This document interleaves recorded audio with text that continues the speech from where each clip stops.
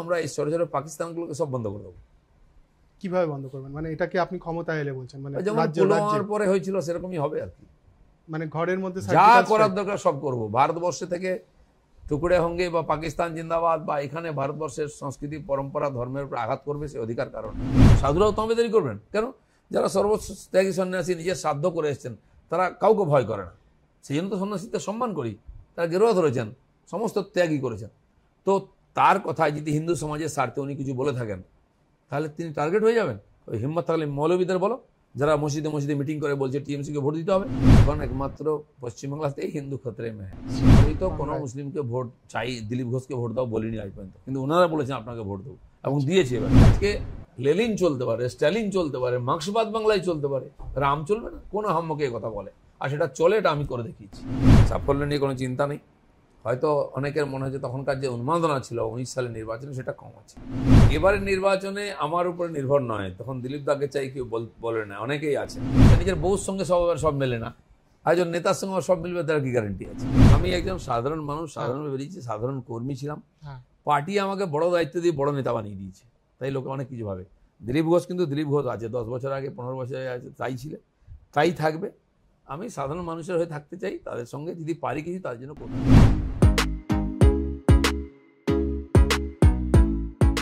নমস্কার, হিন্দুস্তান টাইমস বাংলায় আপনাদেরকে স্বাগত। আপনাদের সঙ্গে রয়েছি আমি মৈনাক।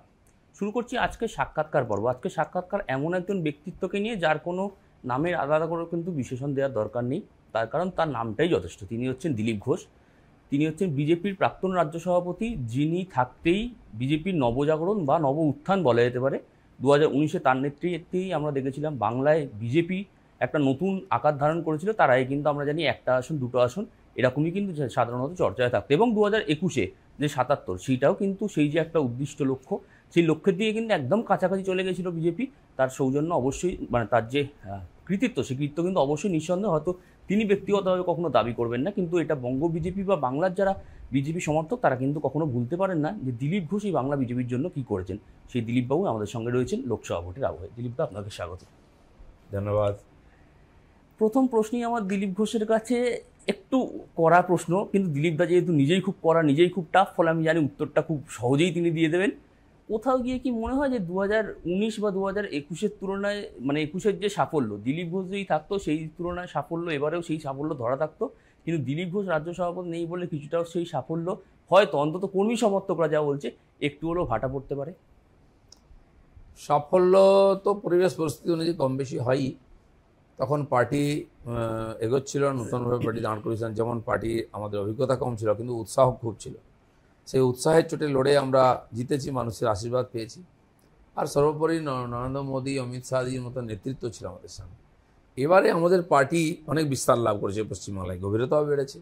তখন নেতা বলতে আমি ছিলাম, আমাকে ডাকতো দিলীপ দা আসতে, আমাদের সভা আছে। এখন 70-72 জন এমএলএ আছে, 18 জন এমপি আছে, তারাও পাবলিক ফিগার, তারাও যাচ্ছেন গ্রামে গঞ্জে সভা করছেন, রোড শো করছেন। সেই জন্য প্রচার করার মুখ বেড়ে গেছে, বিস্তার হয়ে গেছে।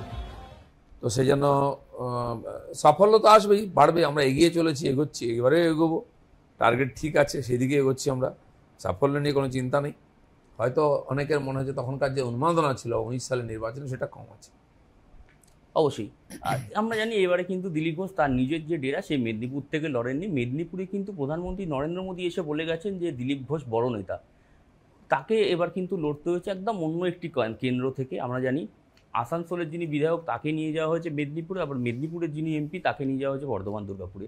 তো এই যে একটা চার্ন করে দেয়া, সিটটা চার্ন করে দেয়া, এটা কি আদৌ কোনো প্রয়োজন ছিল? মানে যাকে যার ডেরা, যে জায়গা থেকে তিনি দলকে দাঁড় করিয়েছেন, মেদিনীপুরের সাংসদ হয়েছেন, সেইখানে কি তাকে ডাকলে ভালো হতো না, নাকি তাকে কোনো অকারণে একটা আলাদা চ্যালেঞ্জ ছুড়ে দেওয়ার জন্য চাপ দেওয়া হলো? কারণ তিনি যদি নিজের ডেরায় থাকতেন, অর্থাৎ দিলীপ ঘোষ যদি নিজের ডেরা মেদিনীপুরের থেকে লড়তেন, তাহলে তাকে তো বেশি কোনো, মানে আলাদা কোনো এক্সট্রা এফোর্টই দিতে হতো না, তিনি এমনি জিততেন, বরং তাকে অন্যান্য কেন্দ্রে ব্যবহার করা যেত। সেই দিক থেকে এবারে যেহেতু কীর্তি আজাদের বিরুদ্ধে তাকে একটু হলেও যদি একটু, যেহেতু অন্য কেন্দ্র, একদম নতুন কেন্দ্র, একটু এফোর্ট দিয়ে থাকতে হয়, তাকে কি একটু অন্য জায়গায় ব্যস্ত করে দেওয়া হলো না অযথা? দেখুন, যেটা আমি বললাম, আমাদের লিডারশিপে আজকে অভাব নেই পশ্চিমবাংলায়। গতবারে লোকসভা নির্বাচন আমাকে লড়তে বলা হলো, জিজ্ঞেস করলো কোথায়, তখন আমি যেখানে এমপি এমএলএ ছিলাম খড়গপুরে, সেই মেদিনীপুর সিটের নাম আমি বলেছিলাম, কারণ সবই তখন আমাদের নতুন ছিল। বিধানসভার সময় আমাকে বলা হলো তোমাকে টিকিট দেওয়া হবে না। আমি টিকিট চাই না, আমি তো এমপি আছি, আমি সারা বাংলায় প্রচার করবো, সেটাও করেছি। আর এবারের নির্বাচনে আমার উপরে নির্ভর নয়, তখন দিলীপ দাকে চাই কেউ বলে না, অনেকেই আছেন, তার উপরে সর্বভারতীয় নেতারা আছেন, সেখানে আমার চাপটা কম। এটা ঠিক যে আমাকে নতুন কেন্দ্রে দেওয়া হয়েছে, বেশি পরিশ্রম করতে হয়েছে, 1.5 মাস আমি মুখ বুঝে লড়াই করেছি ওখানে, আর তার ফল আমি পাবো। তো সেই জন্য এটা ঠিক যে তারপরে শেষ হতেই আমি বিষ্ণুপুর, হুগলি, শ্রীরামপুর, তারপরে আরামবাগ, বাঁকুড়া, মেদিনীপুর, ঝাড়গ্রাম সব জায়গায় প্রচার করেছি, এবং এসে কলকাতাতে যাদবপুর, উত্তর কলকাতা শুরু করেছি। আজকাল পরশু লাগাতার এখানেই সব বিধানসভায় যাচ্ছি। তো পার্টি তখন আমাকে অপশান দেওয়া হয়েছিল, আমি লড়েছিলাম, জিতেছিলাম, পার্টি এবারে ঠিক করে দিচ্ছে আমি কোথায় লড়বো। এখানে কি কোথাও গিয়ে আপনার মনে হয় আমরা একটা খুব মানে বাংলা একটা কথা বলে থাকি যে একটা কিটক্যাট চানাচুর সেটাও ব্র্যান্ড, আবার 5 টাকা দামের যে চানাচুর খাই সেটাও ব্র্যান্ড, তো এখানে কোথাও ব্র্যান্ডটা কোনটা আসলে সেইটা বুঝতে বিজেপি ভুল করলো? কারণ দিলীপ ঘোষ আর বাকি 77টা বা 60টা বা 70টা এমএলএ কিন্তু এক না। না, ব্র্যান্ড বুঝেছে বলে তো আমাকে বর্ধমানে পাঠিয়েছে। বর্ধমানে গতবারে অল্প সময় লড়ে আমরা অল্প ভোটে জিতেছিলাম, এবারে একটুখানি টাইট ছিল সেখানটা, তাই বিজেপি মনে করেছে যে আমি যদি ওখানে লড়ি, খালি বর্ধমান নয় আশেপাশে এলাকাতেও তার একটা প্রভাব পড়বে। আর সেটা আপনারা জানেন, ওখানে যখন আমি ইলেকশন লড়ছিলাম মিডিয়া থেকে আরম্ভ করে সব জায়গায় মনে হচ্ছিল একটাতে উপনির্বাচন হচ্ছে, খালি বর্ধমানে কোনো নির্বাচনই নাই।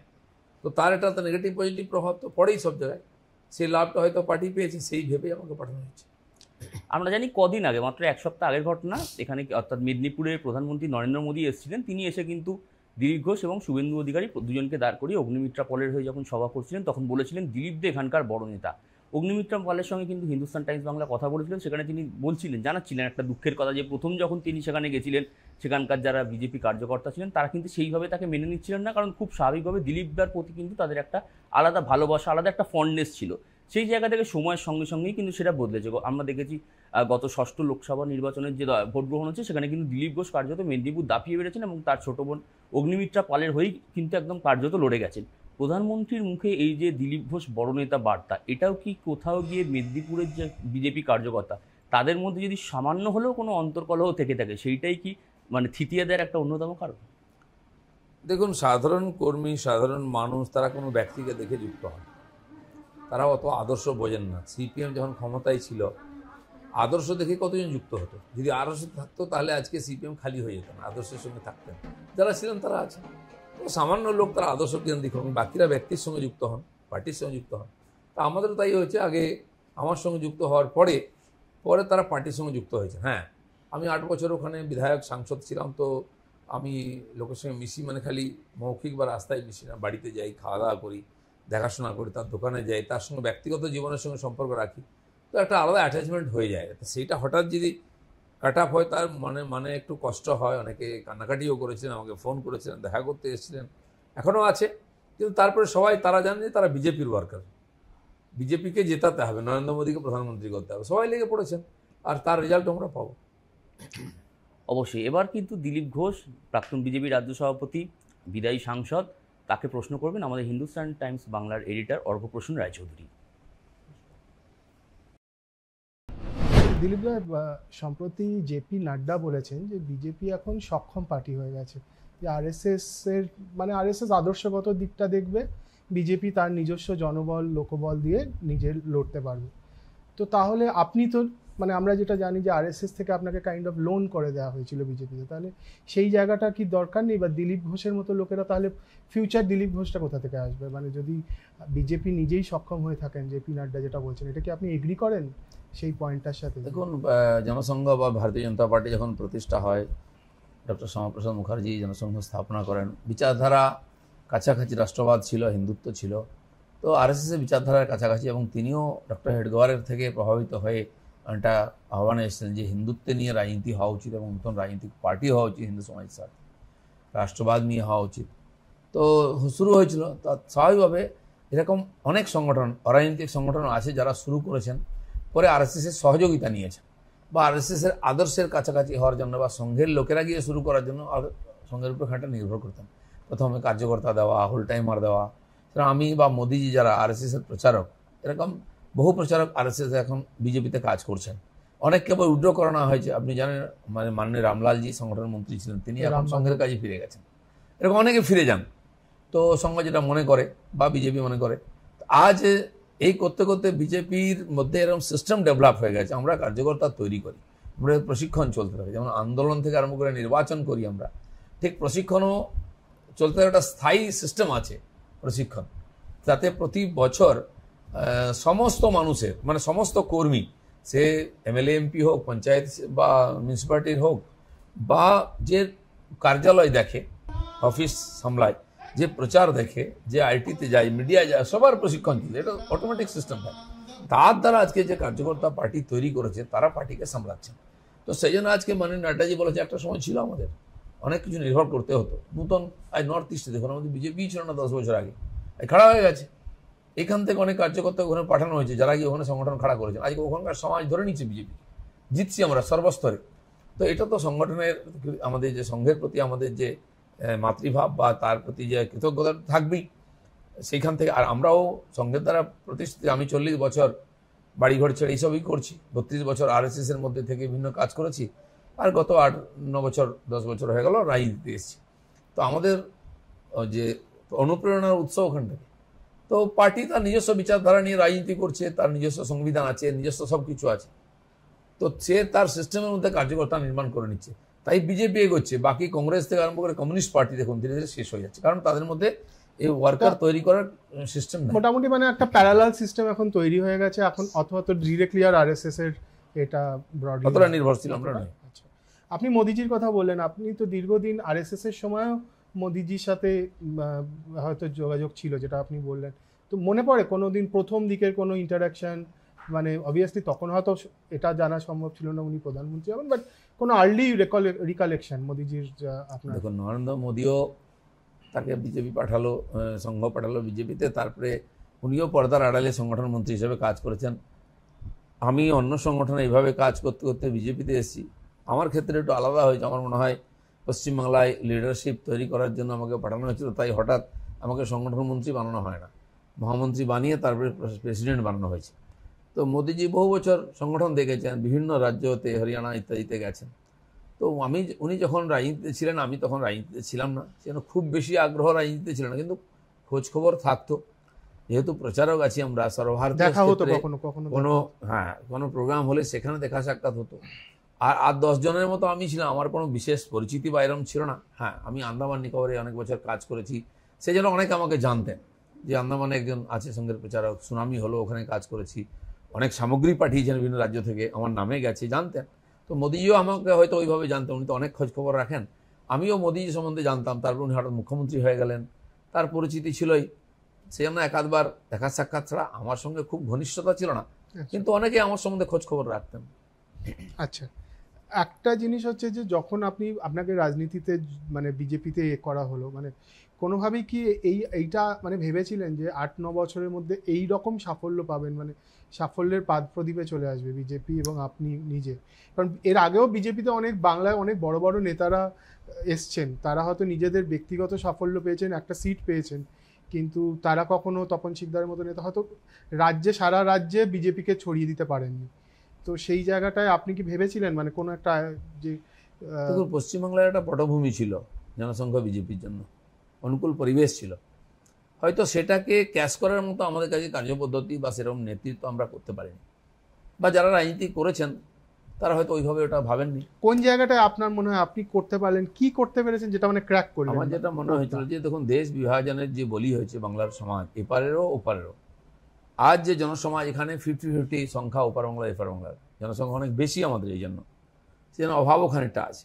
তো সেই জন্য আমার মনে হয়েছিল যে ওই লোকগুলোর মনের মধ্যে একটা জায়গা আছে জনসংঘ বিজেপির মতো পার্টির জন্য, আমরা হয়তো তাদের মতো করে পার্টিটাকে তাকে দিতে পারছি না, তাই তারা গ্রহণ করেন। তো আমি যখন আমার মতো করে শুরু করলাম একদম সাধারণ মানুষের সঙ্গে মেশা, যাওয়া, এবং এখানে যে রাজনৈতিক হিংসা বা দুর্নীতি তার বিরুদ্ধে যে আন্দোলন প্রতিবাদ করা, আগেও হয়েছে, হয়নি এরকম না, যেভাবে করা উচিত মানুষকে প্রভাবিত করার জন্য আমার মনে হয়েছে সেটা আমি করেছি। আমাদের কর্মীরা, তারপর সাধারণ মানুষ আমার সঙ্গে যুক্ত হয়েছে। তো প্রত্যেকের কাজ করাটা নিজস্ব ঢং থাকে, আলাদা থাকেই। আমার যেটা মনে হয়েছে, অনেকে সমালোচনা করেছেন আমার কাজের পদ্ধতি, পার্টির মধ্যেও দ্বিমত ছিল, কি জানি কি করছে, এভাবে রাজনীতি হয় নাকি, কিন্তু আমার দৃঢ় বিশ্বাস ছিল যে মানুষ পছন্দ করছে এটা। কারণ এর আগে আমি হিন্দু জাগরণ মঞ্চে 4 বছর কাজ করছি। ভারত পশ্চিমবাংলায় যে বিশাল বিশাল আজকে শোভাযাত্রা দেখেন রামনবমীর, তার শুরু আমি 11-12 সাল থেকে করেছিলাম। আজ সেটা একটা সামাজিক আন্দোলনের রূপ নিয়ে নিচ্ছে, ধার্মিক আন্দোলনে, রাজনৈতিক আন্দোলনের, রাজনৈতিক পরিবর্তনের পিছনে সেটা একটা বড় ভূমিকা পালন করেছে। তো আমার সেটা মনে হয়েছে যে মানুষ কি চায় আমি সেভাবে করেছি, পরে বাকিরা সবাই মেনে নিয়েছেন। এবং রাজনৈতিক কর্মী যারা কংগ্রেস সিপিএমের, এমনকি টিএমসির বহু লোক যারা টিএমসির অত্যাচার ভ্রষ্টাচার ইত্যাদিতে সহমত ছিলেন না, তার থেকে পরিবর্তন চাইছেন, তারা বিজেপিকে প্ল্যাটফর্ম হিসাবে ইউজ করেছেন এবং তাদের শক্তিটাও আমাদের শক্তি জুগিয়েছে। রামনবমীর কথা যখন আপনি তুলেন, রামনবমী নিয়ে একটা মানে বাংলার তথাকথিত যারা ইন্টেলেকচুয়াল তাদের থেকে একটা কথা আছে যে এটা বাংলার সংস্কৃতির সাথে খাপ হয় না, এটা বিহার বা উত্তরপ্রদেশের যে সংস্কৃতি সেটাকে বাংলায় নিয়ে আসার একটা। তো এটা নিয়ে আপনার কিছু দেখুন, যারা যথাস্থিতিবাদী না, কিছু করতে চায় না পরিবর্তন, তারা এই ধরনের কথা বলে। বেশ সুবিধার মধ্যে আছি, করছি, খাচ্ছি, আমার ঝামেলা আমার সুবিধাটা চলে যাবে না তো। পরিবর্তন মানে কার কী হবে কেউ জানে না। এই যে ঝড় আসছে আজকালের মধ্যে, কার চাল চলে যাবে, কার ডাল চলে যাবে, কার বাড়ি চলে যাবে, সকালে উঠে দেখবে যে ভালোই ছিলাম, আজকে কী হলো। যারা বুদ্ধিজীবী বলছেন না, এরা খুব সুবিধাবাদী। আমি বুদ্ধিজীবী বলি না এদেরকে, সবই সুবিধাবাদী। বুদ্ধিজীবী বাংলায় কোথায় আছে? তাদের সারা বিশ্বের সম্মান হতো, তৈরি করা বুদ্ধিজীবী। আর এই তকমা নিয়ে তারা করে খাচ্ছে। তো সেই জন্য তারা ভয়ে ছিল যদি পরিবর্তন বাই চান্স করে দেয় দিলীপ ঘোষ বা এরা, তাহলে মুশকিল হয়ে যাবে। কারণ সেটা সমাজকে ধাক্কা দিয়ে পুরো কাঁপিয়ে দিয়েছিল, তার ফল আমরা পেয়েছি। তো সেই জন্য রামনবমী বাংলায় নয়, বাড়ি বাড়িতে রামের নামে নাম নেই, রামচন্দ্র, রামপ্রসাদ, তো সবাই আছে, কৃষ্ণ আছে, রাম আছে, রামচরিত মানস, রামায়ণ নিয়ে এখানে কৃত্তিবাস ওঝা লিখেছেন, বহু মানুষ রামায়ণের উপরে প্রবন্ধ লিখেছেন, এরা সবাই জানতো। কিন্তু ওটাকে চেপে দেওয়ার তালে ছিল যারা, তারা আজকে খুবই বিপন্ন। আজকে বুদ্ধিজীবী বলে বাংলায় কেউ নাই, লিখিত নাই, অলিখিত নেই। কোনো বুদ্ধিজীবী নামে কেউ টিভি চ্যানেলে আজকাল চর্চা করে না, ওটা গালাগালির পর্যায়ে চলে গেছে। আর সেটা আমি করেছি লোকের সামনে, এদের মুখোশ খুলে দিয়েছি। তো সেই জন্য যারা বলেছে আজকে লেলিন চলতে পারে, স্ট্যালিন চলতে পারে, মার্ক্সবাদ বাংলায় চলতে পারে, রাম চলবে না, কোনো হাম্মকে কথা বলে, আর সেটা চলে, এটা আমি করে দেখিয়েছি। বাংলার সংস্কৃতির আবার যদি এই কথা পয়েন্টটাতে থাকি, যে একটা বাংলার সংস্কৃতিতে একটু মিঠে কথার একটা প্রচলন আছে, আপনি কিছুটা কাইন্ড অফ মানে যাকে বলে ঠোঁট কাটা, একটা আনফিল্টার্ড যে কথাবার্তার এটা নিয়ে এসছেন। তো এবং এটা থেকে অনেক সময় বিতর্ক হয়েছে, অনেক ভিউ পয়েন্ট, কেউ পছন্দ করেছে, কেউ পছন্দ করেনি। কিন্তু এটা কি আপনার একটা প্ল্যান করে, মানে যে কিভাবে, মানে একটা যে আপনার কথা আপনি কিছু বললে সেটা মানে নিউজ এসছে, টপ নিউজ মাথায় এসছে, মানে এটা কি কাইন্ড অফ আপনার নিজস্ব একটা, মানে এটাই কি আপনি, নাকি এটা একটা মিডিয়া স্ট্র্যাটেজি? আমার কথাটা সেকেন্ডারি, ছেড়ে দিন। দিলীপ ঘোষ থার্ড পার্সন, ও কিছু যায় আসে না, কেউ থাকলো না থাকলো দিলীপ ঘোষ। আমাদের বাঙালিদের একটা পরম্পরা যেটা রয়েছে, ইতিহাস, বিপ্লবী আন্দোলন বাংলায় কেন হলো? যদি মিঠাভাষী, তারা বম বন্দুক নিয়ে তাড়া করে মারলো কেন ব্রিটিশদেরকে? হার্ড ওয়ার্কার যারা লড়াকুড়া উত্তর ভারতের লোকেরা কেন করলো না? আমাদের সেন্টিমেন্ট আছে, স্বাভিমান থাকা যায় তখন সে প্রতিবাদ করে। যার কোনো স্বাভিমান তাকে ভিক্ষা দিন, তাকে লাথি মারুন, সে কিছু বলবে না। স্বাধীনতার পরে দুর্ভাগ্যবশত সেই ধরনের ব্যক্তিত্ব বাংলায় থাকলো না। শ্যামাপ্রসাদকে, যাকে মহাপুরুষ বলা যায়, শেষ মহাপুরুষ, আর তিনি প্রথম রাজনীতিক শহীদ হয়ে গেলেন। তারপরে দেখুন একেবারে ডিটোরিয়েট করলো, কারা রাজনীতিতে চলে এলো? ওই ধরনের লোকেরা, একদম সাধারণ মানুষ। বিধানচন্দ্র রায়ের মতো, বিধানচন্দ্রের মতো রায়, তিনিও চলে গেলেন, তো কদিন ছিলেন আর। তারপরে সমস্ত তাঁবেদার লোকেরা, যারা খুব লো ক্যাটাগরির, লো কোয়ালিটির লোকেরা, তারা রাজনীতিক আরম্ভ সমাজে ছেয়ে গেল তাঁবেদারে। ফলে কমিউনিস্টরা যাদেরকে নেতা বানিয়েছে, তাদের কি কন্ট্রিবিউশন সমাজে দেখুন, তারা কি ধরনের ভাষা ব্যবহার করতো। তারাও সেই হিংসাটাকে কাজে লাগিয়ে, যেটা আমরা বিপ্লবী আন্দোলন শুরু করেছি, সেটাকে জিততে দেন। বম বন্দুকও ছিল, হরতালও ছিল, বন্ধ ছিল, আগুন লাগানো ছিল, সেই সিস্টেমটাকে কাজে লাগে। কিন্তু যোগ্য লোককে সামনে আনেনি বা আসতে চাননি লোকেরা, তার হাতে চলে গেছে। আর সেটা পতন হতে হতে টিএমসির আমলে একেবারে মাটিতে মিশে গেল, সমাজ বিরোধীরা এখন নেতা হয়ে গেছে। এটা কি বাঙালির কালচার নাকি? সমাজ বিরোধী লাঠি ঘোরাবে। আমি যখন বর্ধমানে গেলাম, এত সুন্দর উন্নত গ্রাম, 10টা 5টা 6টা 8টা বুথ একটা গ্রামে, আমি তো অন্য জেলায় কোথাও দেখিনি। মেদিনীপুরে কোথাও কোথাও আছে 2-1টা, বা বীরভূমে 2-1টা আছে, কিন্তু হুগলিতেও 2-1টা আছে। কিন্তু বর্ধমান পুরো জেলা জুড়ে আমি ঘুরলাম, যখন দেখছি বড় বড় গ্রাম, সম্পন্ন, সুন্দর, সুরক্ষিত, সুন্দর মন্দির, কালচার, মানুষও খুব ভালো, সরল, সিধা, সৎ। তাদেরকে ভয় দেখিয়ে গিয়ে 2-1টা গুন্ডা। আমি তাদের বিরুদ্ধে প্রথম আওয়াজ দিলাম যে আমি 5 বছর থাকবো, 13 তারিখে তোমরা যা ব্যবহার করবে, তারপরে 5 বছর সেই ব্যবহার আমি করবো, জেনে রাখো। লোক আমার কথা বিশ্বাস করেছে। যেখানে 10 বছর ভোট দিতে পারতো না, তারা সকাল থেকে জামা কাপড় পরে মায়েরা লাইনে দাঁড়িয়ে ভোট দিচ্ছে। 3টে 4টে দেখেছি। কিসের জোরে? তারা চান। আমাকে কেঁদে কেঁদে বলেছেন যে ভোটটা দিতে পারবো তো এবারে। 6 বছরের 7 বছরের বাচ্চা দাঁড়িয়ে বলে, এই জবে থেকে জন্মেছে আমি ভোট দিইনি, বছরে তো একটা ইলেকশন হয়, কেন ভোট দিতে পারিনি? মানুষের মধ্যে আকুতি ছিল, এটা বুঝতে হবে। আর বুঝলে হবে না, তার সমাধানের চেষ্টা করেছিল, আমি করেছি। লোক তাই আমাকে স্বীকার করেছে। যেন যারা এই কথা বলছেন যে এরকম সংস্কৃতি নয়, তারা সত্যকে গোপন করে নিজের কাপুরুষতাকে চাপা দেওয়ার চেষ্টা করছে। এই বাংলার ছেলেরা গ্রামে গঞ্জে বোমা বানিয়েছে। এইখানে নিউটাউনে বসে আছি, পেছনে যান গ্রাম আছে হাজরাতলা কালীবাড়ি, সেখানে বিপ্লবীরা লুকোতে নিয়েছেন, গোপন আড্ডা ছিল এখানে। এই গ্রামগুলো রাজারহাট হয়ে গেছে এখন, নিউটাউন ভেঙে দিয়েছে, সব গ্রামগুলোকে তুলে দিয়েছে, এখনো আড্ডাগুলো আছে। এখানে বিপ্লবী থাকতেন, বোমা বানতেন, সাপ্লাই করতেন। তো তারা হঠাৎ গায়েব হয়ে গেল কি করে? পাড়ায় পাড়ায় বোমা বন্দুক বাঙালির ছেলের, আর তারা কড়া নয়। সেটা বলার জন্য কড়া হতে হবে, দম চাই, কবজির জোর চাই, কলিজার জোর চাই। সেটা বাঙালির নষ্ট হয়ে গেছিল। তাই আমি যখন এইভাবে বলতাম, লোকে প্রথম সহ্য করতে পারেনি। এখন সেটাই সবাই বলছে এটাই হওয়া উচিত। এই গুন্ডাদের বদমাশদের সামনে এই স্টাইলে রাজনীতি করা উচিত। নাহলে দিলীপ ঘোষ নেতৃত্বে 2,40,00,000 ভোট আমরা পেলাম কি করে? এত 40% ভোট পেলাম কি করে? মানুষ এটাকে চায়। কিছু বুদ্ধিজীবী, চতুর, ধান্দাবাজ লোক, তারা লোককে বিভ্রান্ত করার চেষ্টা করে, সেই পর্দাটা ছেড়ে দিয়েছে। তা সবাই বলছে বলে আপনি যখন বলছেন, মানে এটা কি আপনি বলছেন যে মানে কারেন্ট যারা ধরুন বিজেপিতে এই মুহূর্তে, রাজ্য বিজেপিতে সব থেকে বড় যারা, যে দুজন আপনার ছাড়া, যে সুকান্ত এবং শুভেন্দুবাবু, ওনারাও কি কাইন্ড অফ আপনার এই লিডটা নিয়েছেন যে যে এই অ্যাগ্রেসিভ রাজনীতির জায়গাটা? অ্যাগ্রেসিভ শুভেন্দু অধিকারীর বক্তব্য শুনুন। তিনি তো টিএমসি থাকতে এরকম ছিলেন না, আজ ঝাঁঝিয়ে তাকে অনেক বেশি। তিনি আমাদের মুখ, তাকে তো বলতেই হবে। কার্যকর্তারা যেটা চাইছে, সমাজ যেটা চাইছে, নেতা যদি না বলে তাকে লোকে সরিয়ে দেবে। অনেক নেতা চলে গেছে, মানে আপনি ট্রেন্ড সেটার, এটা তো এটাই আমাদের সাফল্যের চাবিকাঠি। সেটা যদি আমরা ছেড়ে দিই, আমাদের যেটা এখানকার যে ব্র্যান্ড, সেটা যদি ছেড়ে দিই, তাহলে লোকে বিজেপি কেন নেবে? অ্যাগ্রেসিভ একটা ব্র্যান্ড, অ্যাগ্রেসিভ নিতেই হবে। কারণ যারা সামনে আছে তার বিরুদ্ধে লড়ছি, তারা চোর ডাকাত, তারা গুন্ডা বদমাশ, তারা খুনি। তার সামনে তত্ত্ব কথা বললে কেউ শুনবে? লোক বলছে চলো এদেরকে আগে হাঁটাও, তাহলে তোমাকে ভোট দেবো না। আজ আমাদের নেতারাও সেই রাস্তায় যাচ্ছেন বলে আমরা এগোচ্ছি। Fair enough. একটা কথা, একটা অভিযোগ, মানে অভিযোগ অ্যাজ ইন নাও উষ্মা মানুষের মধ্যে, বা বাবুল সুপ্রিয় বারবার বলেছেন যে 2019-এ 18টা সিট বাংলা থেকে বিজেপি পেল, কিন্তু একজনও পূর্ণ মন্ত্রী হলেন না, আপনিও হলেন না। এটা কি মনে হয় না যে মানে আপনার ব্যক্তিগত জায়গাটা যদি না বাদও দিই, মানে একজন বা দুজন অন্তত হওয়া উচিত ছিল? আপনি অন্য রাজ্যে তো 18-20টা নিয়ে তারা হয়েছে, উচিত ছিল, ঠিক আছে, হয়নি, আমরাও আগ্রহ করেছিলাম হোক। আমি যখন মন্ত্রিসভা বা মন্ত্রিমণ্ডল চলে, তার মধ্যে অনেক সেটিং ফিটিং, মানুষ তো চান যে আমরা পাঠাচ্ছি, যে আপনি যেটা বলছেন যে আমাদের ভিউ পয়েন্ট গুলো যাতে মন্ত্রীরা করতে পারে, এগুলো একটা সেন্টিমেন্টের কথা। আপনি বলুন, যারা ক্যাবিনেট মিনিস্ট্রি হয়েছেন, তারা তার রাজ্যের জন্য কি করে দিয়েছেন? আলাদা কিছু করতে পেরেছেন কি? আমাদের সরকার ওইটা কিছু হয় না। সরকারের একটা নিশ্চিত পলিসি আছে, এক্সপার্টরা সেটা তৈরি করেন, পুরো সরকার সেটা নিয়ে চালায়। তো সেই জন্য আলাদা করে মন্ত্রী কিছু করে দিয়েছে হয় না।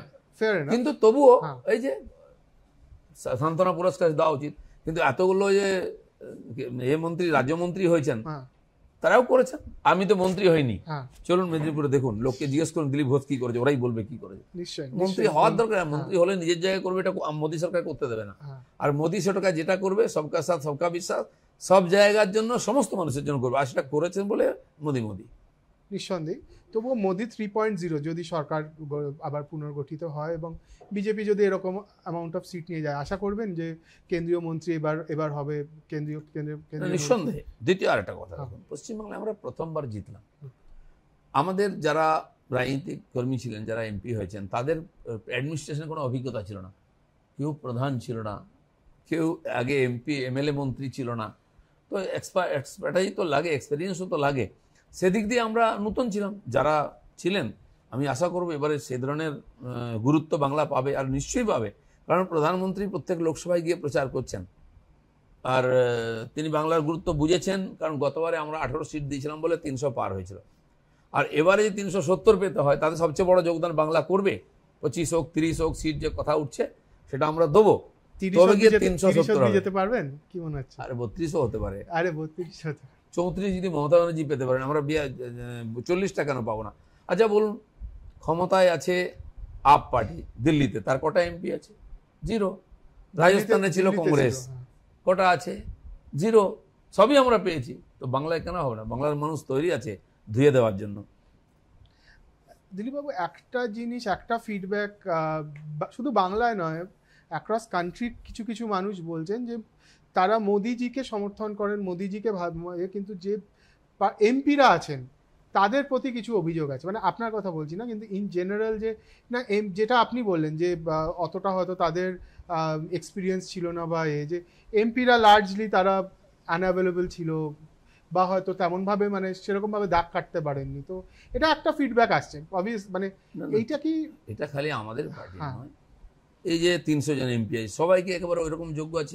আপনি জানেন হ্যাঁ। জাতপাতের ইকুয়েশন হ্যাঁ, আছে, হ্যাঁ, হ্যাঁ। স্থান হিসাবে ইকুয়েশন আছে। আজকে আমাদের একজন মহিলা আছেন এমএলএ, চন্দনা বাউরি, আপনি নাম শুনেছেন, হ্যাঁ। তাকে নিয়ে খুব চর্চা হয়।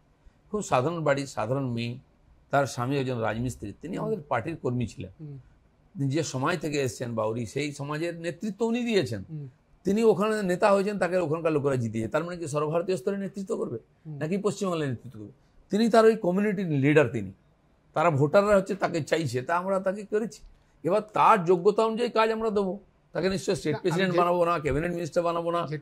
তো সেই জন্য কি আছে, সবাই ওই স্তরের যোগ্য নাও হতে পারে, কিন্তু তার যে সময় থেকে আসে সমাজের প্রতিনিধি হিসাবে ওখানে গেছে, তার যোগ্যতার পরিচয় সে দিয়েছে। তো মোদির যারা ক্যাবিনেটে আছেন, তারপর কি অ্যালায়েন্স পার্টনার আছে, তাকে বলবো যে আমার একে মন্ত্রী করতে হবে, নাহলে ওর সমর্থন পাওয়া যাবে না। সমর্থন না পেলে কি যায় না, কিন্তু তাদেরকে আমরা আশ্বাস দিয়েছি, সঙ্গে নিয়েছি, সম্মান দিয়েছি, তো তাদের আবদারও মানতে হয়। তো সেখানে আপনি যোগ্যতা দেখতে পাবেন না, ওরা যা সাপ্লাই করবে ওটা নিতে, এই ধরনের কম্পালশন থাকে কিছু। সেই জন্য নরেন্দ্র মোদী আছেন, তার যে ভিশন আর মিশন, তার যে অ্যাডমিনিস্ট্রেশন, এগুলো মিলিতভাবে একটা কাজ হয়, আর সেটার ফল লোকে পেয়েছে। না, আমি বলছি মোদি ওয়েভে তো অনেক এমপি হয়েছেন, অনেকে এমপি হচ্ছেন, আপনি বলছেন সবাই হয়তো অতটা পক্ষ ছিলেন না। তো এবার কি সেই লোকাল লেভেল অ্যান্টি ইনকামবেন্সির কোনো ফ্যাক্টর হতে পারে, যে যেখানে মানুষ হয়তো সেই এমপিকে অতটা পছন্দ করছেন না, মানে সেই না হয়তো তারা কিছু লোক হারে, কিছু লোক জিতে, কেন কিছু লোকের টিকিট কেটে দেওয়া হয়, কেন অনেকে টিকিট দেওয়া হয়নি, সিটিং সব জায়গায় হয়। এটা আমাদের পার্টি হিম্মত করে এটা করে। স্পেশালি নর্থ বেঙ্গলে কি এইটা ফ্যাক্টর কোনো ভাবে হতে পারে? অনেক জায়গায় হয়েছে, হতে পারে, নর্থ সাউথ হতে পারে, কিন্তু মোদির নামে তখনও জিতেছিলেন, এখনো মোদির নামেই জিতবেন। মোদিটা মানে আপনাদের মনে হচ্ছে যে নাহলে কি সবাই জেতার মতো আছে নাকি নিজের নামে? তো রাজনীতি অনেক কিছু, বিজেপি ভাই মোদি প্রাইম মিনিস্টার হবে, তাহলে কি করে হবে? লোকাল এমপিকে জেতাতে হবে, তো তাহলে 370 কি করে হবে? সেই জন্য মোদি প্রাইম মিনিস্টার হবে, তো আরেকবার মোদি সরকার, সেই জন্য পদ্ম ফুলে ভোট দাও, মাঝখানে কি আছে কেউ দেখেন। Fair enough. একটা জিনিস আমায় বলুন যে রাজ্যে যেমন, কেন্দ্রে যেমন মোদি, রাজ্যে তো আমাদের এখানে সব থেকে পাওয়ারফুল নেতৃত্ব মমতা বন্দ্যোপাধ্যায়। তো ওনার সাথে আপনার কোনো ব্যক্তিগত সম্পর্ক কেমন, মানে এমনি পলিটিক্যালি তো খুব? খালি মমতা ব্যানার্জি নয়, আমি যখন 3 বছরের বিধানসভায় ছিলাম, ধরুন ওদের তো এমএলএ আছে, তখন সিপিএম কংগ্রেসের এমএলএ ছিলেন বা নেতা ছিলেন, ব্যক্তিগতভাবে যে কোনো নেতাকে জিজ্ঞেস করুন দিলীপ ঘোষের সম্পর্কে। আমি ব্যক্তি সম্পর্ক রাখতে গিয়ে রাজনীতিকে সবসময় বাধা মনে করি না। সে ভালো মন্দ, তার ইমেজও খারাপ হতে পারে, বা সে করাপশান কেসে আছে কিনা, কিন্তু দেখা হলো কথা বলবো না কেন? তার সাজা দেওয়ার দায়িত্ব আছে, কোর্ট নেবে, আইন আদালত, আমি নয়, বা প্রমাণ দেওয়ার না করারও কেউ নয়।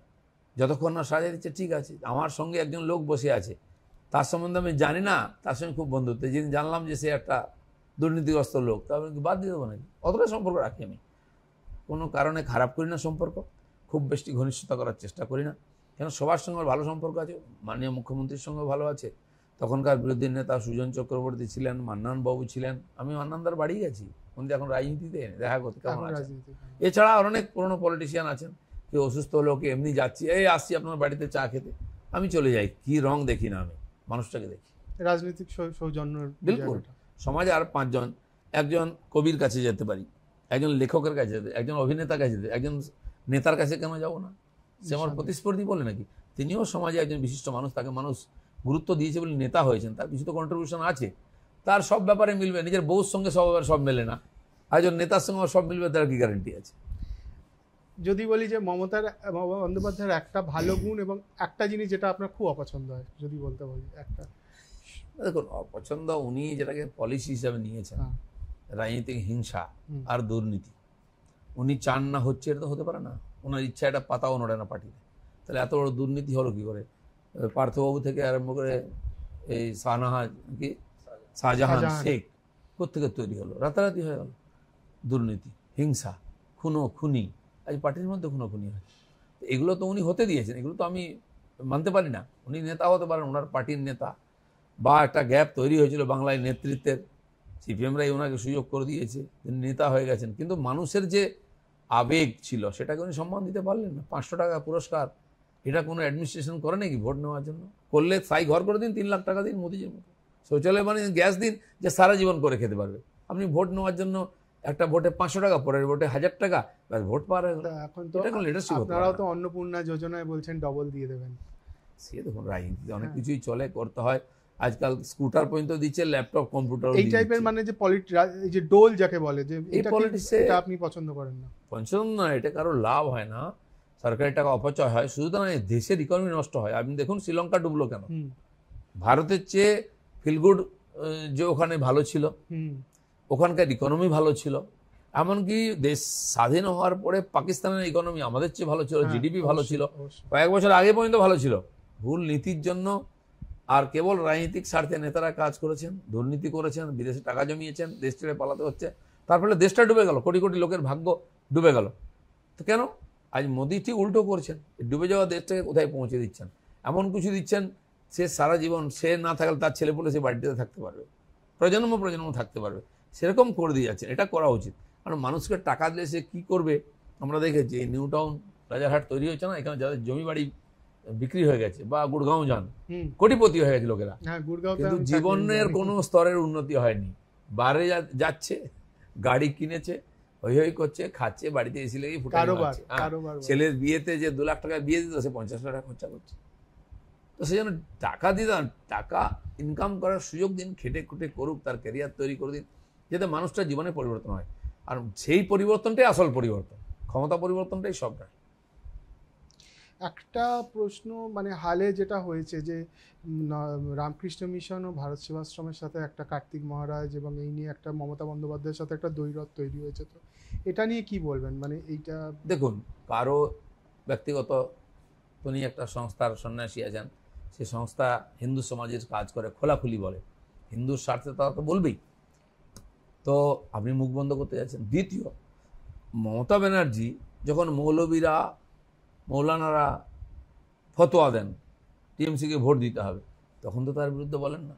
এখানে আল কায়দা, সিমি বা এদের যখন টেররিস্ট ধরা পড়ে, তার বিরুদ্ধে একটা কথা বলেন সংস্থার বিরুদ্ধে।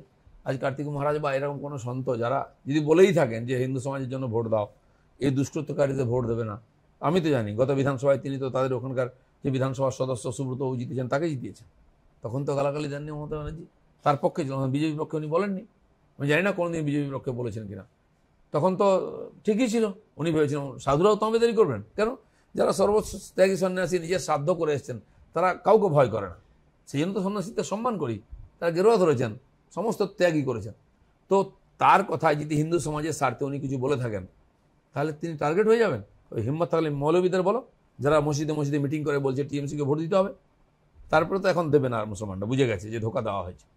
খালি মানে ফুল পেট খেয়ে ঢেকুর মারতে মারতে ইফতার করবেন গিয়ে টুপি পরে, এটা বেশি দিন চলতে পারে না, এটাও ধোকা দেওয়া ওদেরকে। মুসলমানরাও বুঝতে আরম্ভ করেছেন। কারণ মমতা ব্যানার্জি যেটা করছেন, চোখ দেখিয়ে, ভয় দেখিয়ে ভোট নিয়ে নেবেন, সেদিন চলে গেছে। ওনার পার্টির লোকেরাই ওনাকে মানছে না, পার্টির লোকেরাই ওনার অর্ডার মানছে না, দেখে নেবো, করে দেবো, এই করে দেবো বলার পরে লোকেরা বিট্রে করছে। ওনার পার্টির লোকেরা জিতিয়েছে, ভোট দিচ্ছে অন্যদেরকে, কারণ তারা জানে আজকে যে পাপ করেছে তার প্রায়শ্চিত্ত করতে হবে। আজ যে পরিবেশ তৈরি হয়েছে, মমতা ব্যানার্জি সবাইকে ধমকাচ্ছে, চমকাচ্ছেন, গালাগালি দিচ্ছেন, করতে করতে কোথায় পৌঁছে গেছেন? আজকে সাধু সন্ন্যাসীদের চমকাচ্ছেন, ধার্মিক সংগঠনকে চমকাচ্ছেন, এভাবে চলতে পারেন। এটা হচ্ছে পতন, পতনের শেষ সীমায় এসে গেছে। এইটা রিলেটেডই দুটো প্রশ্ন, যে আপনার কি মনে হয় যে মানে যেটা একটা হিন্দিতে একটা যে একটা লার্জ ন্যারেটিভ চলে যে হিন্দু খাতরে মে হ্যাঁ, পশ্চিমবঙ্গে কি হিন্দু খাতরে মে হ্যাঁ? এখন একমাত্র পশ্চিমবাংলাতেই হিন্দু খতরে মে হ্যাঁ। উত্তরপ্রদেশে কিছু কিছু পকেট ছিল, আপনি জানেন, সেখানে পলায়ন করতে হিন্দুরা। আজ যোগীজি আসার পরে হিন্দুদের পালাতে হচ্ছে না, যারা তার উপর অত্যাচার করতো তাদের পালাতে হচ্ছে।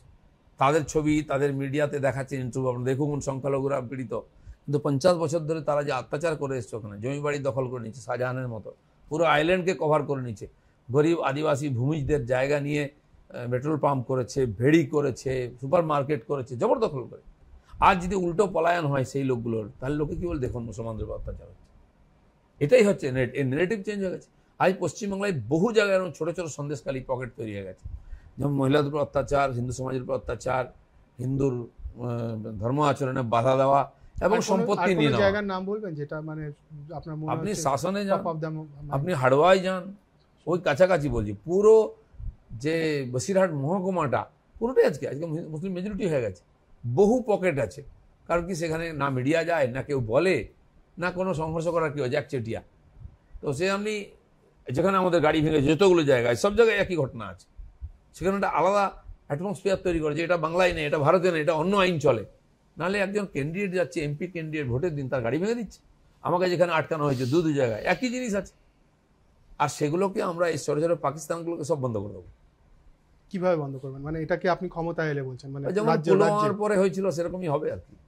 মানে ঘরের মধ্যে যা করার দরকার সব করব। ভারতবর্ষে থেকে টুকরে হঙ্গে বা পাকিস্তান জিন্দাবাদ বা এখানে ভারতবর্ষের সংস্কৃতি পরম্পরা ধর্মের উপর আঘাত করবে সে অধিকার কারণে।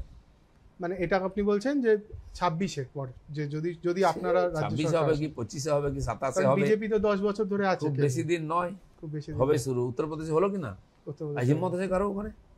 যারা রাম মন্দিরের বিরোধিতা করেছিল তারা রাম মন্দির দর্শন করছেন কি আজকে? এটাই হবে ভারতবর্ষে। একটা কথা বলুন, যদি মুসলিমরা, আপনি বলছেন যে মুসলিমরাও বীতশ্রদ্ধ হয়ে যাচ্ছেন মমতা বন্দ্যোপাধ্যায়ের এতে, যদি মুসলিমদের কাছে আপনাকে গিয়ে ভোট চাইতে হয় কি বলবেন বিজেপির প্ল্যান হিসাবে?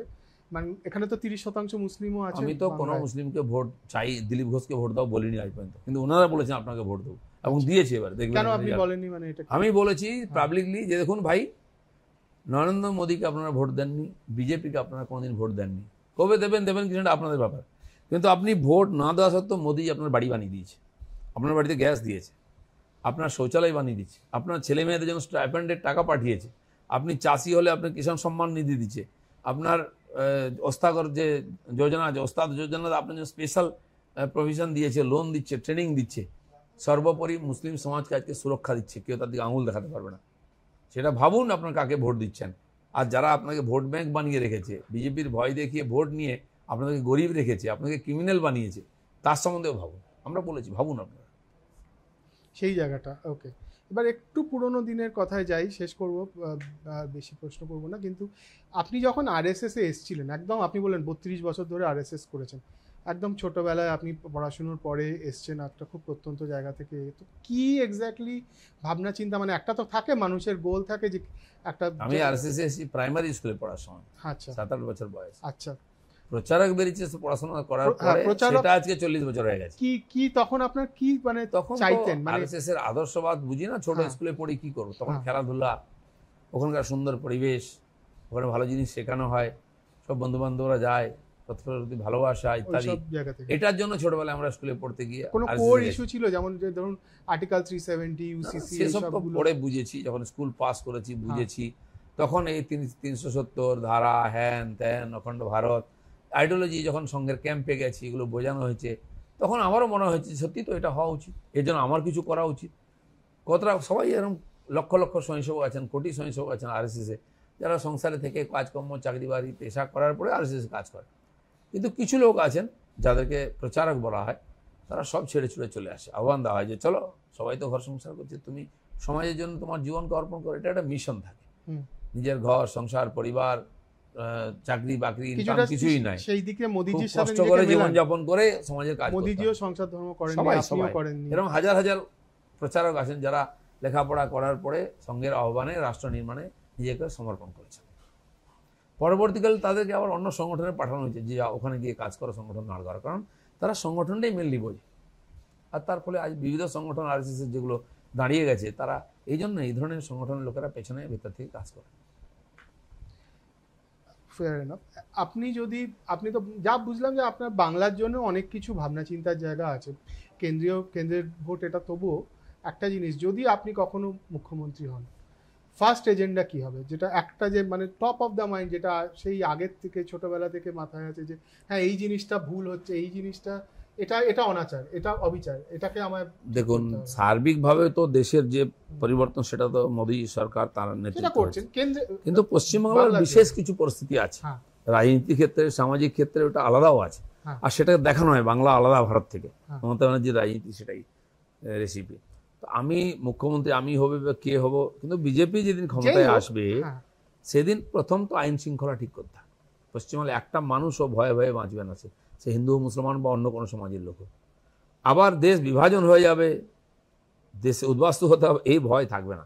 দ্বিতীয়, পশ্চিমবাংলার যে ইন্ডাস্ট্রি, যেটা আমরা গর্ব করতাম, ভারতবর্ষে পশ্চিমবাংলার যেটা শিক্ষা, সে নিয়েও আমরা গর্ব করতাম, ভারতবর্ষের মধ্যে এগিয়ে ছিল।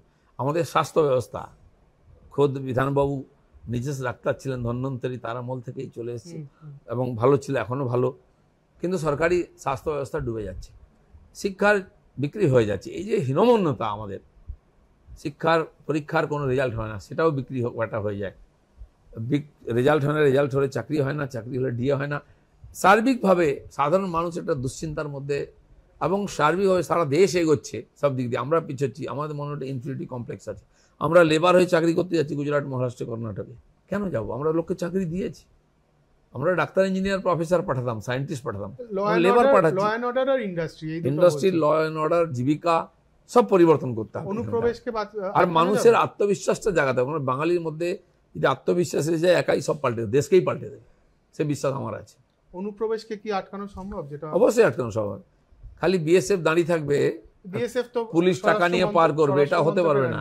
না, 5 কিলোমিটার অন্তর একটা আছে, সেখানে একজন দাঁড়িয়ে আছে, বা দুজন সাইকেলে করে যাচ্ছে, সে কি করে সম্ভব দিনের বেলা রাত্রেবেলা পাহারা দেওয়া? যতক্ষণ না সমাজ এবং এখানকার প্রশাসন, পুলিশ সহযোগিতা করে, সম্ভব না এটা। আর পুলিশ তাদেরকে সহযোগিতা করবে, গরু পাচারে টাকা নিয়ে পার করবে, ওখান থেকে মানুষ পাচারে পয়সা নেবে, সোনা থেকে, ওষুধ থেকে, ড্রাগস সব পাচার করবে, আর ইচ্ছা করে পুলিশই তাকে সংরক্ষণ দেবে। এটা তাহলে তো কোনোদিন সুরক্ষিত হবে না। 1000 কিলোমিটার এখনো বেড়া দেওয়া হয়নি, সেটা এখানকার সরকার চাইছে না বেড়া দিতে। তাহলে টাকা পয়সা, ভোটার কিছুই আসবে না। এগুলো বন্ধ করতে হবে। আর বিজেপি জিতলেই অর্ধেক কাজ এমনি বন্ধ হয়ে যাবে, এগুলো অর্ধেক কাজ এমনি হয়ে যাবে বাবাইতে। আচ্ছা, একটা কথা অমিত শাহ বারবার বলছেন এখানে এসে যে দুর্গাপূজায় ছুটি দেওয়া হয় না। এটা তো হয়তো ঠিক নয়, এটা আপনি বলেছেন কখনো? না, দুর্গাপুজো হতে দেওয়া হয় না। কারণ আপনি যান দুর্গাপূজার অনুমতি নিতে, তো তাতে চলবে না। আগে যা হচ্ছিল তাই হবে। আর পাড়ায় পাড়ায় ঈদ হচ্ছে, ইফতার হচ্ছে। আগে বাঙালি নাকি ঈদ হচ্ছে বাঙালি উৎসব বলা হচ্ছে। বাংলাদেশে হতে পারে, পশ্চিমবাংলায় কি করে হতে পারে? আর যেহেতু ঠিকই আছে, যেখানে যারা ঈদ মানান তাদের পাড়ায় তারা অবশ্যই উৎসব করবেন, এখানে ভারতবর্ষে কোনো বাধা নেই। কিন্তু সব জায়গায় সেটা জোর করে করা। কিছু অসুবিধা দেখেন? আমি দেখেছি তো, বহু লোক পুজো করতে গেছে, দেয়নি। আমরাও যেমন পার্টিকে বলা হলো দুর্গাপুজোর সঙ্গে যুক্ত, আমরা অনেক পুজো করতে গেছি। এইখানে নিউটাউনে সব জায়গায় কোর্টে যেতে হয়েছে। আর 7 দিন আগে যদি দুর্গাপুজোর অনুমতি হয়, কি করে পুজো করবেন? 2 মাস আগে প্যান্ডেল তৈরি করতে হয়। গতবারে হয়েছে, এখানে বিরাট বড় পুজো হয়েছিল, বিরাট বাজেটে, করতে দেওয়া হয়নি। বহু জায়গায় এখানকার অ্যাডমিনিস্ট্রেটর আছেন, তার স্ত্রীর নামে পুজো হয়ে যাচ্ছে, পারমিশন হয়ে যাচ্ছে। আমরা নিতে গেছি, যেহেতু আমাদের লোকেরা দেবে না, রাজনৈতিক, পুরোপুরি রাজনীতি। সেই জন্য এটা বলতেই হবে। আর ঈদে ছুটি, উৎসব তো একদিন হয় সারা দেশে, 2 দিন ছুটি দেওয়া হয়। আর রামনবমী তো ছিলই না ছুটি, এবারে প্রথম শুরু করেছে, কারণ ইলেকশন বড় বালাই। এটা কি মনে হয় আপনি শুরু করলেন রামনবমীর একটা ট্রেন্ড, একটা আপনার কাইন্ড অফ একটা সমাজের যে সমস্যা আপনি তুলে ধরুন, যদি সমাজ গ্রহণ করে, তখন সমাজ নিজের হাতে নিয়ে নেবে। আজকে তাই হয়েছে এখানে গ্রামে গঞ্জে রামনবমী। আমি থোড়াই না করি, আমরা বলেছি এটা হওয়া উচিত। লোকে বলছে হ্যাঁ ঠিকই তো, কেউ বলেনি কেন, আমরা করব, লোকে করছে। আর সেইটা যখন হবে, সমাজ মেনে নেবে না, তার চাপ রাজনীতির উপরে আসবে। আজ বাধ্য হয়েছেন মমতা ব্যানার্জি, পরের বার হয়তো 2 বছর 2 দিন দিয়ে দেবেন, কারণ ইলেকশন আসছে। আচ্ছা, এই যে ওবিসি যে রুলটা হলো, যেখানে ওবিসি এতে অনেক মুসলিম এদেরকে কলকাতা হাইকোর্ট বাদ দিয়ে দেওয়া হলো, এবং মমতা বন্দ্যোপাধ্যায় এর বিরুদ্ধে সুপ্রিম কোর্টে যাচ্ছেন। কিন্তু গুজরাট, রাজস্থান সহ অন্য অনেক জায়গাতেও কিন্তু সিমিলার আছে। তো আপনার কি মনে হয় যেটা হোল দেশে এটা সংস্কার হওয়া উচিত? ব্যাকওয়ার্ড ক্লাস ওয়েলফেয়ার যে আছে সোসাইটি বা একটা কমিশন আছে, তার মধ্যে গিয়ে কথাবার্তা বলে তারা একটা ডিসিশন নেয়। সেটা অনেক জায়গায় দিয়েছে, তাদেরকে জানানোই হয়নি কিছু। কোর্টে যখন সিপিএম এটা শুরু করে, আমরা কোর্টে গেছিলাম, এর বিরুদ্ধে কোর্টে লড়েছি আমরা, সেই 10 সাল থেকে 9 সাল থেকে আমাদের লয়াররা লড়াই করেছেন, এবং আরও অনেক রিজার্ভেশন ক্যান্সেল হয়েছে। তারপরেও মমতা ব্যানার্জি জোর করে খালি রাজনৈতিক স্বার্থে এটা করেছেন। এটা তো সংবিধানের বিরোধী আছে, আমরা প্রথম থেকে বলেছি। তাই সংবিধানের আধারে কোর্ট বিচার করবেন, তাদের ঠিক মনে হয়। যেখানে আছে সেটাও কি আপনার মনে হয়? অবশ্যই আপিল করতে পারে কেউ। ধার্মিক আধারে আমাদের সংবিধানে কোথাও রিজার্ভেশন দেয়নি। হিন্দু সমাজের কিছু জাতি প্রথম থেকে তারা পিছিয়ে আছেন, তারা বঞ্চিত এর জন্য সরকারি সুবিধা থেকে, এর থেকে। সেই জন্য তাদেরকে মেন স্ট্রিম নিয়ে আসার জন্য করা হয়েছে। এখন ধরুন আমাদের সরকার 10% আর্থিক আধারে রিজার্ভেশন দিয়েছে, সেটা তো মুসলমানরাও পাবেন, উচ্চবর্ণের লোকেরাও পাবেন। তো সেটা করছেন না কেন আপনি? সেটাই আপনার অসুবিধা নেই, সেটা তো সংবিধানে, পার্লামেন্টে বিল পাস হয়েছে, সবাই দেখেছে, সে অধিকার আছে পার্লামেন্টে, দিয়েছে, আর তাতে সব সুবিধা পাচ্ছেন। সেইভাবে দিন না। আপনি মেসেজ দিচ্ছেন যে তোমাদের জন্য করে দিলাম, আমাকে ভোট দাও, কেবল রাজনৈতিক স্বার্থে। এটা আমরা বিরোধিতা করেছিলাম, এটা অনৈতিক। কোর্ট সেখানে সেটাকে স্বীকার করেছেন। Fair enough. লাস্ট দুটো প্রশ্ন, একটা হচ্ছে যে অভিষেক বন্দ্যোপাধ্যায় সম্বন্ধে কি মনে হয়, যে উনি তো মানে kind of the next person তৃণমূলের। ঠিক আছে, ওটা একটা, আমি বলেছি পার্টি নয় প্রপার্টি টিএমসিটা, এরকম দেশে অনেক আঞ্চলিক পার্টি আছে। কংগ্রেসটাও তাই হয়ে গেল, ডুবে যাচ্ছে, কিন্তু গান্ধী পরিবারের বাইরে যাবে না। গান্ধী পরিবারও শেষ হবে, ওটাও শেষ হবে, সেরকমই চলছে। কিন্তু প্রশ্ন হচ্ছে যে এখানে বাংলা একটা বুদ্ধিজীবীদের জায়গা, শিক্ষিত মার্জিত নেতৃত্ব করার জায়গা, সেখানে আপনি একটা পরিবারের ছাড়া বাইরে কোনো নেতা জন্মাবে না এটাই ঠিক করে দেন, তাহলে তো বাংলার ক্ষতি হচ্ছে না। কোনো যোগ্য লোক সামনে আসবে না। আগে শুভেন্দুবাবুদের মধ্যে লোকেরা তার যোগ্যতা প্রমাণ করেছে, তারা কেন চলে এসছে? আর অনেকে যে ওখানে তামেদারি করতে হবে, চাকরি করতে হবে, অধিকার থাকবে না। গণতান্ত্রিক দেশে একটা অগণতান্ত্রিক পার্টি আর সে তার অগণতান্ত্রিক পরিবেশের শিকার আপনাকে হতে হচ্ছে না। অভিষেক ব্যানার্জি ভালো লেখাপড়া জানা যুবক, কম বয়সে রাজনীতি এসছেন, রাজনীতি তো করা উচিত রাজ্যের স্বার্থে, কিন্তু টিএমসির যে পঙ্কিল রাজনীতি তার মধ্যে তিনি আবদ্ধ হয়ে গেছেন, তার থেকে বেরোতে পারবেন না, সম্ভব নয়। আর সেইভাবে বাকিরা যেমন চলে এসছে, আর অনেকে ছেড়ে ছেড়ে চলে আসবে, আর এটা 4 তারিখে পরে আপনি দেখতে পাবেন। তো আমি চাইবো ভারতের দেশের পরম্পরা, সংস্কৃতি, সংবিধানকে মেনে রাজনীতি করুক, সময় স্বীকার করবে। আরে যার মধ্যে যোগ্যতা আছে সে একটা রাজ্যে কেন সীমিত থাকবে? রাজ্যের বাইরে যাওয়া উচিত, যোগ্যতার পরিচয় দেওয়া উচিত। রাজ্যের বাইরে পার্টিরা বাড়তেই পারলো না, তার মানে একটা সংকীর্ণ গণ্ডি, সংকীর্ণ মানসিকতা নিয়ে রাজনীতি হচ্ছে। 4 তারিখের পর তৃণমূল ভাঙবে, মানে আপনি কি সেটাই ইঙ্গিত করছেন? ভাঙবে জানি না, অনেকে ভাঙবে, দেখা যাক। মানে কিছু লোকের সাথে ফিলার আছে যে যারা হয়তো আসতে আগ্রহী। আমার ফিলার রাখার দরকার নেই, লোক ধাক্কা মেরে ঢুকে যাবে। গতবারে যেমন যোগদান মেলা করেছিলাম, হাজার হাজার লোক জয়েন করেছিল, সেটা তো মানে যোগদান মেলা করে তো একটু বুমেরাং হয়ে গেছে। যেটুকু বেঁচেছে, না বুমেরাং নয়, নাহলে বিজেপিটা বাড়লো কি করে? এখন প্রশ্ন হচ্ছে আপনি কাকে নেতৃত্বে রাখবেন, মানুষ তাকে স্বীকার করে কিনা। আমাদের কর্মীরাই স্বীকার করেনি অনেককে, এরকম লোক। তো সেই জন্য সমস্যা হয়েছে, দেখা যাক। পার্টিতে চিন্তা ভাবনা করার লোক আছে, আরো লোক আসবে, আপনি চান না চান লোক ঢুকে যাবে। সেই জন্য আমি চাই না চাই, পার্টি না চাই, লোকে ঢুকে যাচ্ছে, মানুষ এসে যাচ্ছে। হ্যাঁ আসবে, এটাই রাজনীতিক ট্রেন্ড। এটা একটু ফিল্টার তো থাকবে, অবশ্যই ফিল্টার করা উচিত। সাপোর্টার তো নিতে হবে, তার একটা ভোট তো আছে, কিন্তু প্রশ্ন হচ্ছে লিডার কে হবে। আমার ইমেজ, আমার পার্টির সিস্টেম, পরম্পরা, আদর্শের সঙ্গে সে মেলে কিনা, না লোক কিন্তু রিজেক্ট করে দেবে। আরে ভাই এটা কি করে, বিজেপি কি করে হলো, লোক আমাদের প্রশ্ন করে। অনেক মিডিয়া অর্গানাইজেশন এই খবরটা এসছে যে আপনার ভোট করতে অনেক বিজেপির যারা পুরনো কর্মী তারা এসছেন, যারা হয়তো এই মুহূর্তে একটু সাইডলাইন, তারা এসছেন আপনার, এবং আমার পার্টির যারা এদেরকে লার্জার ন্যারেটিভে ইউজ করতে, কিভাবে ইউজ করতে পারবে আপনি কি বলবেন সুকান্ত বাবুকে বা একে, যে কিভাবে এদের বোঝেন দেখার জন্য লোক আছে। আমি নাম বলি যে ভাই কাজের লোক আছে, কাজে লাগাও, এটা ওদের দায়িত্ব আছে। আর যে এতদিন যারা পার্টির জন্য কাজ করেছেন, পার্টি দাঁড়িয়েছে, তারা কিছুই বোঝেন না এরকম তো নয়, তাহলে পার্টি জিতলো কি করে? নিঃসন্দেহে বেশি লোক আসবে, যোগ্য লোক হবে, তাদেরকেও রাখতে হবে। আর এত বড় পরিবার, 2-1 লোকের জায়গা হয়েই যাবে। মঞ্চটাকে বড় করতে হতো, মন ছোট হয়ে গেলে মুশকিল হয়ে যাবে। তো এই জন্য সবাইকে নিয়ে বড় পার্টিতে বড় মন চাই। আমি বলেছি ভাই, বড় পার্টিতে ছোট মন নিয়ে টিকতে পারবে না তুমি। যারা করতে যাচ্ছে তারা পারবে না, আর পার্টিরও ক্ষতি হয়। রাজনীতিতে কি রিটায়ারমেন্ট এজ দরকার, মানে 75 বা যাই হোক যেটাই কাট অফ? রিটায়ারমেন্ট এজ দেখুন, আমাদের দেশের একটা পরম্পরা আছে, সংস্কৃতি আছে। আমি তো আরএসএস থেকে এসেছি। আরএসএস যিনি সর্বোচ্চ পদাধিকারী হন, তিনি তার সরসংঘ চালক, তিনি পরবর্তী তার উত্তরসূরি ঠিক করেন, এবং তারা নিজের থেকেই ডিসিশন নেন যে কবে রিটায়ার করার। অনেক রাজনীতিক নেতা তার সিনিয়র নেতৃত্ব দিচ্ছেন, কিন্তু তারা ঠিক বয়সে সরে গেছেন। এতদিন এই পরম্পরা চলে এসেছে যে না, হয়ে গেছে নতুন নেতৃত্ব, না আমার যা করার করেছে, আমাকে আবার মুক্তি দাও। তারা সরে গেছেন ছেড়ে। পার্টিতেও এর আগে হয়েছে এরকম অনেকে, বা পার্টির মধ্যে বাকি 10 জন ডিসিশন নেন, তারা ঠিক করবেন কাকে কোথায় রাখা উচিত। এত বড় পরিবারকে সামলে নিয়ে চলবে, সে যোগ্যতা চাই, সে সুস্থতা চাই। আপনি ব্যক্তিগতভাবে রিটায়ারমেন্ট এজের পক্ষে, মানে একটা 75 হোক না, এরকম কোনো কাট আপডেট রাজনীতিতে হয় না। লয়ারদের হয় না, ডক্টরদের, ইঞ্জিনিয়ারদের হয় না, তো রাজনীতিতে কেন হবে?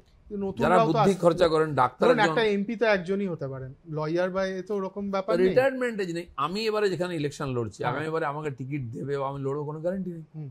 অনেক লোককে টিকিট দেওয়া হয়নি, সে জায়গায় অন্যজন লড়েছে। এটাই হওয়া উচিত। এমএলএ ছিল 10 বছর, 5 বছর, 20 বছর, তার জায়গায় অন্য বলা হয়েছে যে আপনি আসুন, সংগঠনের কাজ করুন, তাকে শিখতে দিন, তাকে অ্যাডমিনিস্ট্রেশন চালাতে দিন, তাকে মন্ত্রী হতে দিন। কতজনকে ছেড়ে দিয়েছেন, পুরো দিল্লির টিমকে ছেড়ে দিয়েছে। এটা বিজেপি করতে পারে, কারণ পরবর্তী লিডারশিপ আমাদের রেডি থাকে, তাতে পার্টির ক্ষতি হয় না। আজ কংগ্রেস যদি ছেটে দেয়, মুড়িয়ে যাবে পুরো বাগান। টিএমসি যদি ছেটে দেয় আপনি খুঁজেই পাবেন না, একটা জিতবে শিবরাজ না সিং কেউ। চৌহানদের মতো লোকদের সরিয়ে দেওয়া হলো, এটা কি একটু খারাপ লাগে না? সরিয়ে দেওয়া হলো কি, এরা স্যার ভারতবর্ষের নেতা হয়ে গেছেন, রাজ্যে ছিলেন, এটাই তো হওয়া CM উচিত। ছিলেন, মানে ঠিকই আছে, উনি সফলভাবে কাজ করেছেন, 10 বছর পরে তো এমনি সরে যেতেন, 5 বছর পরে, ততদিন নতুন লোক। আমি আমার জায়গায় আমি মাননীয় নাড্ডাজিকে বলেছিলাম যে আমি তো 6 বছর হয়ে গেল, সেমসানে 1 বছর থাকতে পারতাম সভাপতি। মানে দেখুন এই ঠিক সময় হয়েছে, যা করার আমি করেছি। এবার লোকসভার প্রস্তুতির জন্য নতুন লোককে দায়িত্ব দিই, এটা কি যাতে আপনিই বলেছেন? আমি গিয়ে বলেছি ওনার সামনে যে অন্য লোককে নেতৃত্বে নিয়ে আসুন, যাতে, কারণ আমার তো 1 বছর পরে এটা শেষ। রাজনীতিতে তো বিরল, মানে এরকম তো খুব তারপরে বেশি 1 মানুষ বছর আর বলে না। থাকবে লোকসভা, হুম। তো 1 বছরে নতুন লোক এসে পার্টি সামলাতে পারবে না, এত বড় কাজ। সেটা একজনকে দায়িত্ব দিন যে এসে এখন থেকে 2 বছর দেখে পার্টিটাকে নেতৃত্ব দিতে পারে লোকসভায়। সে কথা বলে এসলাম আমি, তারা আপনি করেছেন। বলেছেন। হ্যাঁ, তা আমাকে জিজ্ঞেস করেছে যে আপনি কি চান, আমি তো চাইনি, আমাকে পার্টি যা বলবে তাই। পার্টি আমাকে প্রেসিডেন্ট বলেছে, আমাকে জিএস বলেছে, আমাকে এমএলএ বলছে, এমপি বলেছে, আমি করেছি। এবার এটা পার্টি কি আমাকে যে কাজ দেবে সংস্কুলিং, যে মানে যাই হোক, যে তাই হয়। লার্জার, এটা দ্বিতীয় কথা, যার নিজের প্রতি বিশ্বাস থাকে সে কথা বলতে পারে, নাহলে আমার কি হবে যদি প্রশ্ন এসে যায় যেটা সব জায়গায় চলে, হ্যাঁ। তখনই প্রবলেম হয়। ফাইনাল কোশ্চেন, যে আপনি যখনই হন রাজনীতিতে, আপনি কি চাইবেন যে what should be your legacy, মানে আপনাকে মানুষ কিসের জন্য মনে রাখবে? যে মানুষ মনে রাখবে কিনা সেটা নিয়ে আমি কোনো ভাবি না। তবুও আমি সবাই তো একটা দাগ মানুষের কেটে যেতে চান, দাগ, এই যে আমাদের এতে আছেন, আপনি চান না চান দাগ হয়ে যাবে, আপনি চাইলেও দাগ হবে কিসের না। জন্য মানুষ, মানে যদি লোকেরা দাগ নিয়ে চলে যাচ্ছে। না, তবুও রাজনীতির এতে আপনাকে কিসের জন্য মানুষ চান? দেখুন, আপনার আমি মনে হয়? একজন সাধারণ মানুষ, সাধারণ বেরিয়েছি, সাধারণ কর্মী ছিলাম। হ্যাঁ। পার্টি আমাকে বড় দায়িত্ব দিয়ে বড় নেতা বানিয়ে দিয়েছে, তাই লোকে অনেক কিছু ভাবে। দিলীপ ঘোষ কিন্তু দিলীপ ঘোষ আছে, 10 বছর আগে, 15 বছর আগে আছে, তাই ছিল, তাই থাকবে। আমি সাধারণ মানুষের হয়ে থাকতে চাই, তাদের সঙ্গে যদি পারি কিছু তার জন্য করতে মানে চাই। রাজ্যে বিজেপিকে পুনর্জন্ম দেওয়া নেতা এরকমই কি, মানে আপনি চান যে লেগাসি, যদি আজ থেকে 50 বছর বাদে ধরুন পলিটিক্যাল হিস্ট্রির কেউ একটা লিখছে, আমাদের এই দেশে টাইমটা। অনেক ফ্যাশন আছে, হ্যাঁ, দেশবন্ধু, অমুক রাষ্ট্রপিতা, কেউ না কেউ বলে দেয়, নাম দিয়ে দেয়, অনেকে আবার না ভেবে চিন্তে নাম দিয়ে দেয়। হ্যাঁ। আমি তার মধ্যে নেই। দিলীপ ঘোষ অগ্নিকন্যাও একজন আছেন, কর্মী আছে, অগ্নিকন্যাও আছেন। তো এগুলো বড় বড় করে দেখানো হয়, করানো হয়, ঠিক আছে, চলে সমাজে, তা সবাইকে তার মধ্যে যেতে হবে তার কোনো মানে নেই। আমি এত ভাবি না, আমার যেটা করার মনে করেছি সেটা করেছি, বা আমাকে যেটা নির্দেশ দেওয়া সেটা আমি করেছি, এর বেশি খুব ভাবি না আমি। আর এইভাবেই কাজ করতে যাই যতদিন সক্ষম থাকবো। ঠিক আছে, থ্যাংক ইউ। ধন্যবাদ।